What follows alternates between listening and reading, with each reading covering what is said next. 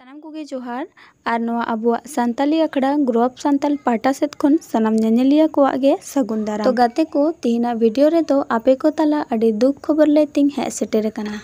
अबुआ झारखंड पोनोत रिनी शिक्षा मंत्री seven main दारे किया झारखंड पोनोत रिनी एजुकेशन मिनिस्टर जहां दो रामदास सोरेन गोंके तकिन कना किन नितोंग उनकिना हालत ठीक बनुआ से बन मेन दाड़े किया मौज बनुआ। होय गाते को रामदास सोरेन गोंके तकिन दो अकिना बाथरूम खन किन लेंजेत न्यूर कना दाग ताहेलना बाथरूम रे आदो ओना खन गे काटा लेंजेतेन तकिना आर किन न्यूरेना आर ओना बेसिन ते पोहर रे अडी जोर किन बजावेना सेकिन घायलना आदो उनकिन टाटा मोटर्स हॉस्पिटल रे को एडमिट लेकिना आर ओंडे गे नुकिना ट्रीटमेंट तकिन चालू कान ताहेना मेनखान नुकिना तबियत तकिन आरहो खराब इदीना।